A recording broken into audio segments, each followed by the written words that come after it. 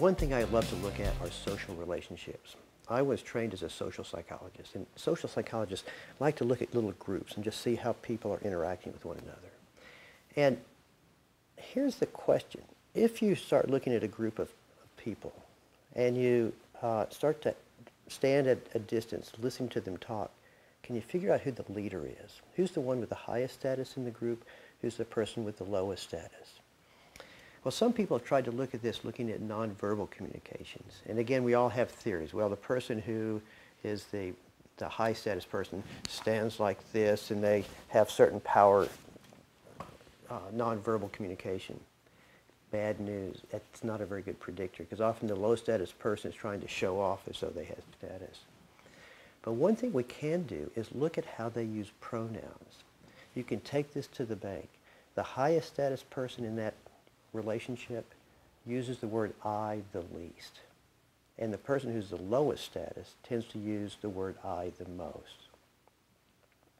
Now, if you're sitting there listening to this and you're thinking, God, I sure don't want to ever meet this guy. He's going to be able to understand me perfectly. Good news. Our brains can't process the degree to which we're using I words or we words or articles because the differences are fairly subtle and you really need a computer to analyze them.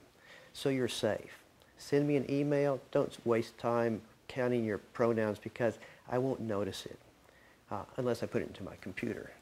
So it's important to appreciate these words are just they're everywhere. They're kind of below the surface. I guess that's why I call this book The Secret Life of Pronouns because, and not just pronouns, it's articles and prepositions and so forth. They're lurking everywhere and they reveal a great deal about us. Here's a great example of how language is so invisible to us. If I asked you who used the word I more in just everyday conversation, President Obama or President George W. Bush? And we've done surveys of this.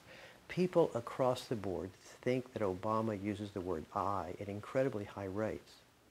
If you actually do an analysis, did you know he uses the word I at lower rates than any modern president by a lot? It's not even subtle.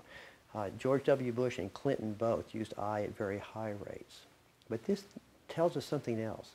When people use the word I, they often come across as more personal, often more warm, a little bit more honest. Now, what's interesting when people use I at low rates, they are often very self-confident. And several authors have talked about Obama as being, without question, one of the most self-confident presidents that we've seen in the 20th century. It's really quite striking. And the one question is why do people think that Obama uses I at such high rates? And I think the answer is probably that he comes across as confident, and we have this theory that confident people must use I all the time, and the very few times he uses I's, our ears prick up and we say, gosh, that guy uses I all the time. But in fact, he doesn't.